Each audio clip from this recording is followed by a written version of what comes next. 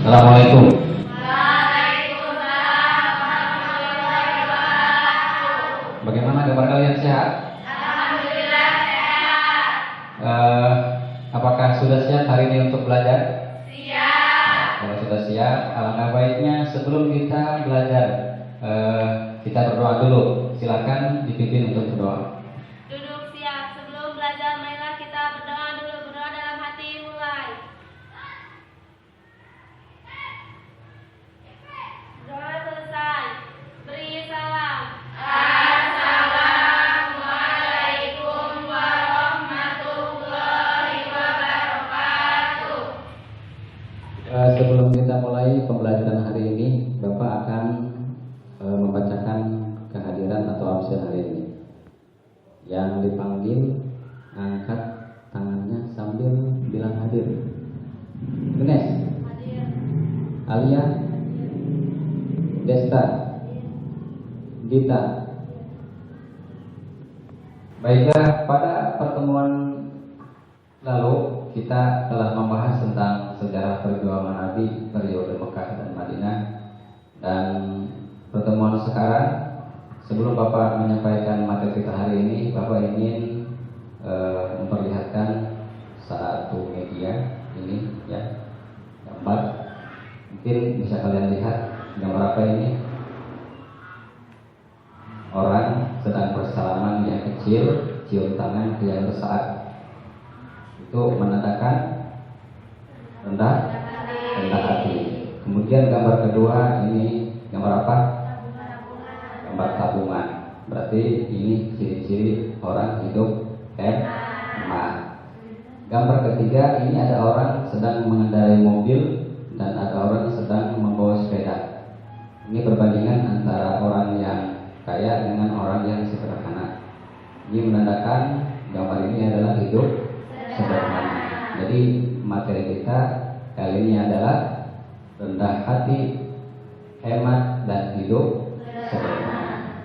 Baiklah, sebelum Bapak menjelaskan lebih luas tentang materi rendah hati, hemat, dan hidup sederhana, terlebih dahulu perlu kalian ketahui bahwasannya kompetensi dasar pembelajaran kita pada hari ini, ya, kalian bisa lihat di fokus, yaitu memahami Quran surat Al-Furqan.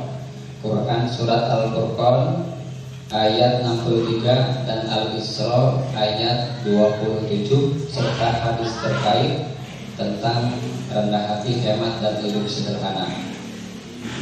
Kemudian juga perlu kalian ketahui bahwasannya tujuan pembelajaran kita hari ini, ya, yaitu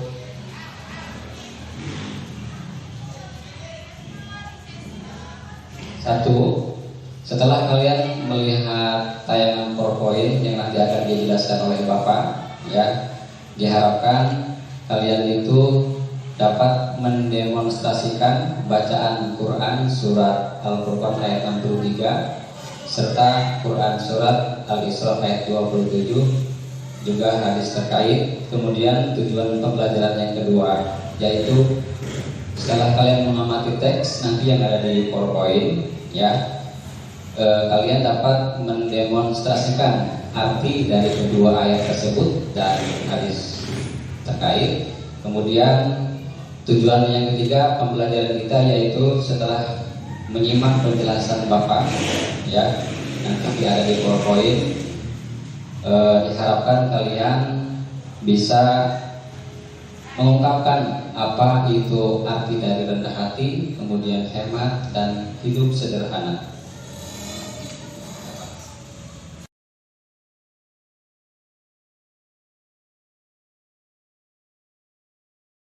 Sekarang silakan perhatikan ke layar fokus. Bapak akan menjelaskan apa yang ada di materi ini.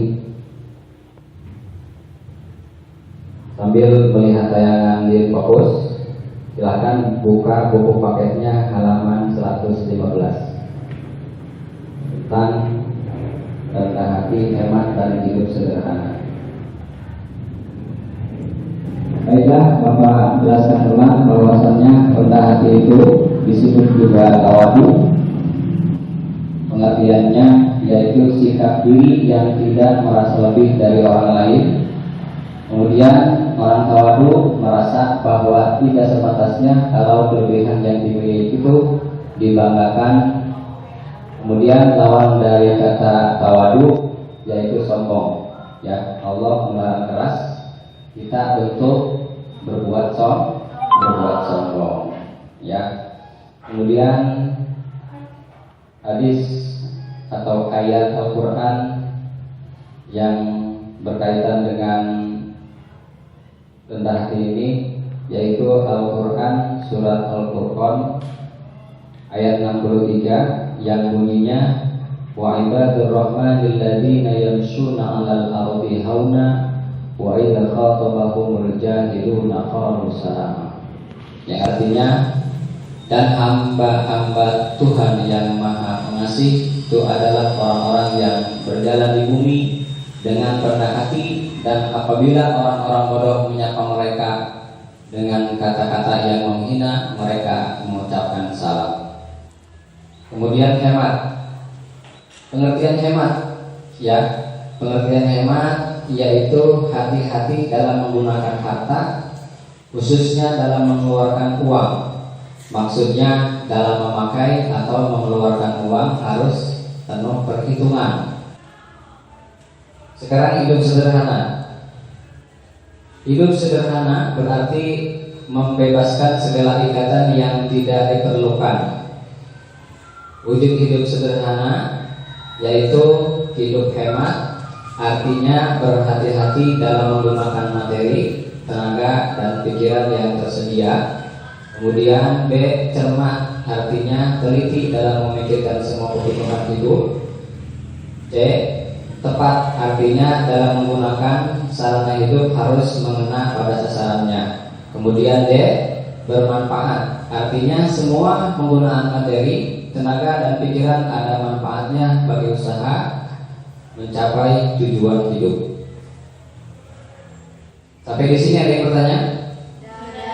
Ya. Kemudian yang selanjutnya kita akan membahas tentang kandungan. Surat Al-Furqan ayat 63. Menurut Allah, orang-orang beriman yang memiliki sifat tawadu akan memperoleh gelar ibadur rahman, yaitu hamba-hamba Allah yang akan mendapatkan rahmat paling besar di sisi Allah Subhanahu wa ta'ala.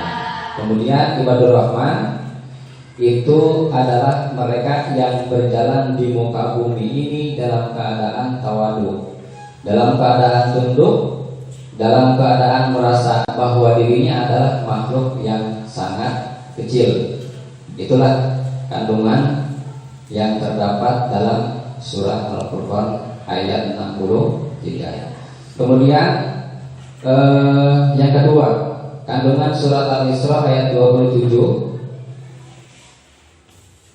yaitu pertama Allah mengingatkan bahwa betapa buruknya sifat orang yang boros. Mereka dikatakan sebagai saudaranya setan. Kemudian yang kedua, larangan untuk berlaku boros dalam membelanjakan hartanya atau menghambur-hamburkan harta. Yang ketiga, perbuatan boros adalah sifat setan yang harus ditinggalkan, karena setan itu adalah makhluk yang selalu ingkar kepada Allah Subhanahu wa ta'ala. Kemudian yang keempat, orang yang boros bermakna orang yang membelanjakan hartanya untuk hal-hal yang tidak bermanfaat. Kalian suka boros? Tidak. Jangan ya, jangan suka boros. Kemudian yang kelima, ada sebuah hadis yang terkait dengan perbuatan mubazir, yakni yang diriwayatkan oleh Abdullah bin Umar. Dia berkata bahwa Rasulullah SAW telah melintas di tempat Sa'ad yang sedang mengambil wudhu. Kemudian Rasulullah menegur Sa'ad karena begitu boros. Bahkan di dalam wudhu juga terdapat boros atau mubadir, kalau air yang kita gunakan lebih dari yang seharusnya. Ya, karena Nabi Muhammad waktu itu pernah melarang sahabatnya Sayyidina Ali, ya, ketika berwudu. Sayyidina Ali mungkin ketika menggunakan air wudu berlebihan. Nabi berkata, la tusrifil, jangan berlebih-lebihan dalam menggunakan air, ya.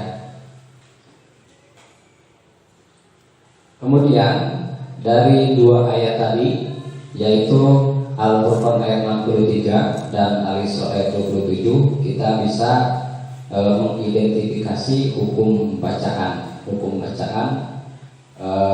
yang berkaitan dengan mad, ya.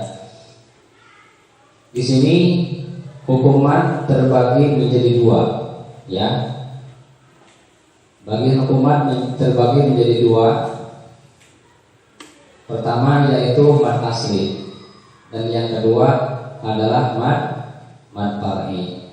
Kemudian mad far'i ini bercabang menjadi 13, ya. Bercabang menjadi 13, yaitu diantaranya mad wajib muttasil, kemudian mad jaiz munfasil, kemudian mad badal, kemudian mad tarik disukun, kemudian mad bin, mad iwad, kemudian mad lazim harfi musbah, mad lazim mukhaffaf kalimi, mad farqu, dan mad silah tawilah, dan mad silah qasir, mad silah qasira. Sekarang lihat ke mad tabi'i. Mad tabi'i apa? Mad tabi'i nama lainnya juga adalah mad asli, ya. Jadi nama lain dari mad tabi'i adalah mad asli. Hukum bacaan mad tabi'i adalah apabila ada huruf yang dipanjangkan bunyi suaranya, ya, yaitu berupa huruf dhamma bertemu dengan waw sukun, ya. Kemudian huruf kasroh bertemu dengan ya sukun. Kemudian huruf fathah bertemu dengan alif sukun. Contoh huruf dhamma yang bertemu dengan huruf waw sukun, ya, yaitu al-maghdubi. Lihat, ya. Dhamma bertemu dengan waw sukun, ya. Ini adalah mad asli. Kemudian kasroh bertemu dengan ya sukun. Ini alamina, kasroh bertemu dengan ya sukun. Ini namanya mad asli atau mad tabi'i. Kemudian huruf fathah bertemu dengan huruf alif mati, ya. Lihat kalimat innama, maknya ini harokat fathah bertemu dengan alif mati. Maka mad asli atau mad tabi'i itu tiga, ya, tiga. Dhamma menghadapi waw mati, kemudian kasrah menghadapi ya mati, dan fathah menghadapi alif mati. Paham?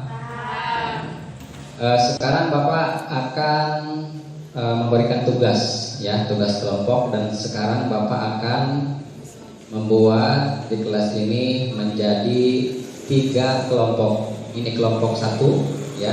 Kemudian ini kelompok 2, kemudian itu kelompok 3, ya. Tugas untuk kelompok 1 yaitu mengidentifikasi hukum mad yang terdapat dalam Al-Quran surat Al-Furqan ayat 63 dan Al-Isra ayat 27. Silakan nanti identifikasi hukum bacaan madnya, ya. Kemudian kelompok 2, ya, tugasnya yaitu mengartikan perkata dari kedua surat tadi, yaitu surat Al-Furqan ayat 63 dan Al-Isra ayat 27, ya. Tugasnya mengartikan kata. Kelompok 3. Ini kelompok 3 yaitu tugasnya menjelaskan atau mengartikan arti dari hemat, kemudian rendah hati dan hidup sederhana. Sekarang silahkan diskusikan dengan teman sekelompoknya dan nanti silahkan dipresentasikan ke depan perwakilan dari setiap kelompok satu orang untuk maju ke depan. Bapak kasih waktu 5 menit. Ya, siap? Siap tidak? Siap. Ya, Bapak kasih waktu 5 menit. Sekarang silahkan diskusi tugas masing-masing. Bagaimana, sudah selesai? Sudah. Kalau sudah, Bapak akan memanggil satu persatu tiap kelompok ya perwakilannya untuk maju ke depan. Bapak akan mulai dari kelompok 1. Silakan kelompok 1. Ya, silakan Bapaknya. Nanti kalau misalnya ada jawabannya yang kurang tepat, silakan ditanggapi oleh kelompok yang lain. Silakan ya. Assalamualaikum warahmatullahi wabarakatuh. Waalaikumsalam warahmatullahi wabarakatuh. Perkenalkan, nama saya Reina dari kelompok 1 ingin mengidentifikasikan hukum bacaan mad yang terdapat dalam Al-Quran surat Al-Furqan ayat 63 dan Al-Isra ayat 27. Al-Furqan ayat 63. Wa ibadur rahman mad asli, al-ladin mad asli, yang surun mad asli. Al-Isra ayat 27. Innal mubadirin mad asli, kanu ikhwan mad jaiz munfasil, syayatin mad arid lisukun, kafurod mad iwad. Silakan, ada yang mau menanggapi dari kelompok 2 atau 3? Tidak. Dan kalau tidak, tepuk tangan buat kelompok 1.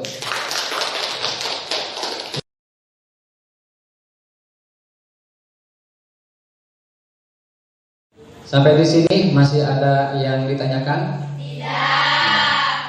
Baiklah, kalau tidak, Bapak akan mengulangi sedikit materi kita hari ini. Yang pertama adalah Rendah hati. rendah hati. Apa itu rendah hati? Tawadhu atau sikap diri yang tidak merasa lebih dari orang lain. Yang kedua, Hemat. apa itu hemat? Hati-hati dalam menggunakan harta, khususnya uang. Yang ketiga, Hidup sederhana. apa itu hidup sederhana? Membebaskan segala ikatan yang tidak diperlukan. Nah, sebelum Bapak tutup kegiatan pembelajaran hari ini, ya, Bapak berpesan agar kalian banyak membaca, banyak belajar. Jangan lupa hidup rendah hati, karena Allah akan mengangkat derajat orang-orang yang rendah hati. Sebaliknya, Allah akan menjatuhkan orang-orang yang sombong. Ya, baiklah, sebelum kita pulang, silakan dipimpin berdoa dulu. Silakan pimpin berdoa. Belum siap. Sebelum pulang, marilah kita berdoa dulu. Berdoa dalam hati, mulai. Berdoa selesai. Beri salam. Assalamualaikum warahmatullahi wabarakatuh. Waalaikumsalam warahmatullahi wabarakatuh. Silakan dari kelompok 1.